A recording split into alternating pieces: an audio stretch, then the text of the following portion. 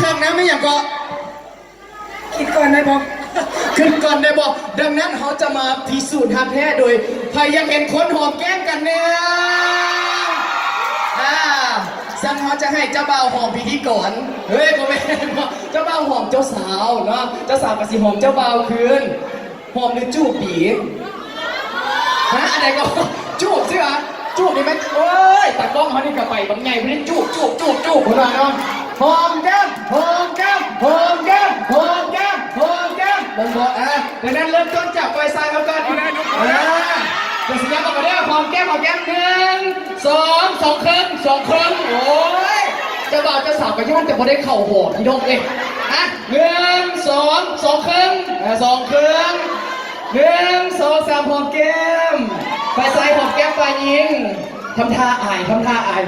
บนี้นะแบบนี้ไฟยิงเนี่ยต้องหอมแก้มไฟซ้ายเกี่ยมแก้มมาละข้างไว้ก่อนข้างไว้2 ชั่วโมงก่อนถ่ายภาพก็ต้องถ่ายออกก่อนมาบัดนี้นะหอมแก้มหนึ่งสองครึ่งเอาไม่อีกแบบหนึ่งเด้อหนึ่งสองสามขอเสียงตบมือดังๆอีกเชื่อนึงถามคนอยู่ในโซนนี้กันกับเจ้าฮับได้เราได้อย่างตื่นมองบอกที่บอกแหงกับเจ้าบอกว่า100 บาทสิแล้วก็มีนี่ก่อนกับแบบดักตัดยาขันมีคุณได้100 บาทสรุปว่าเท่าไหร่ขอบอกว่ากูใส่สุดโดกเอาเงินมาพอได้มาซะแล้วก็เห็นใจอยู่เนาะน้องมีก็ยืมน้องกันได้เนาะ$10เพื่อนบอกว่าได้บ่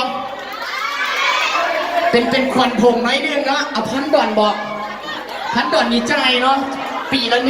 $1 ยาวไปละดังนั้นเนาะให้เจ้าบ่าวเจ้าสาวเขาปิ้นหลังกันแน่จังน้อยนึงเก็บภาพกันเดินทักหลังเขาเป็นแบล็คเก้าเนี่ยอยู่ใส่มือคนโสดอยู่ใส่โอ้ hello my friends hello my friends I love you เธอกับมิสเซียวไม่หรอได้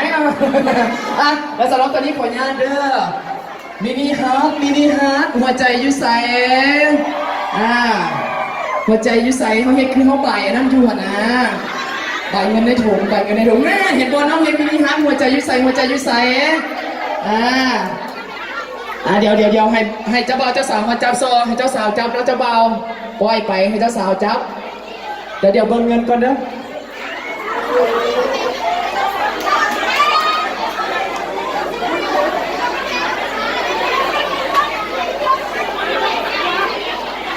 ปกติเป็นพิธีกรนี่ก็ได้เงินบัดนี้เขาละเสียเงินจกเงินให้เขาจังหน่อยจังใดนุ่มรอ2งามมาอยู่ใส่ส่งเสียงดังๆอีกเชื่อมั้ยพร้อมแล้วกันท่าน้อยนึงขอทายมูกก่อนบ่แม่นอย่างดอกเนาะวันนี้ต้องขอบใจเพิ่มเติมสำหรับเนาะแขกผู้มีเกียรติทุกๆทางที่เข้ามาพร้อมกับบรรยากาศอบอุ่นดินเด่นแห่งความรักตั้งแต่ปากประตูเข้ามาวันนี้กล่าวขอบใจเป็นอย่างสูงและพร้อมด้วยน้องพี่น้องป้องไปต่างๆที่เดินทางมาเป็นสักขีพยานในการสร้างครอบครัวใหม่หรือว่าคู่สมรสใหม่เขาเนาะก็คือ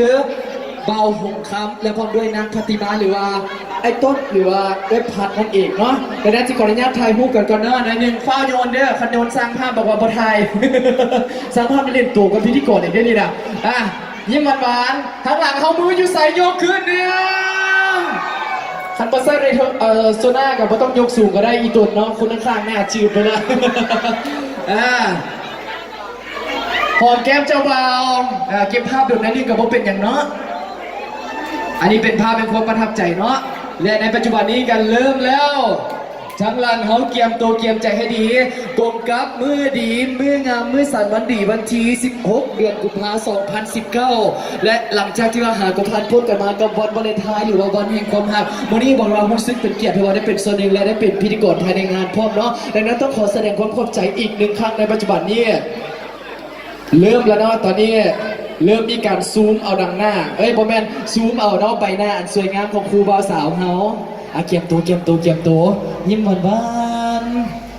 เจ้าเนาะเฮียเซิร์อีกอย่างหนึ่งก็แล้วกันทั้งหลังก็ยิ้มจนเขี้ยวแห้งจนเมื่อยจนชิเมื่อนอนปลา คือบอกประโยชน์จ้าเถื่อนอนประมาณนี้อ่ะแล้วตอนนี้พร้อมบอ3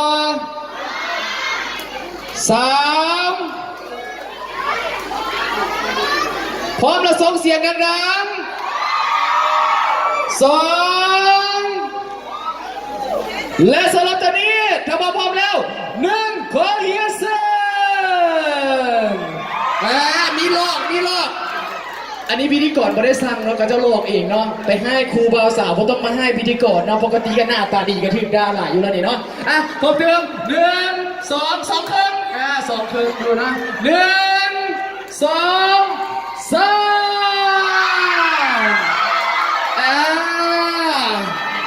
และสำหรับตอนนี้เขาก็ได้มาแล้วเฮียเซิร์อีกทีนึงแล้วกันเนาะสำหรับผู้โชคดีที่มาได้ครับ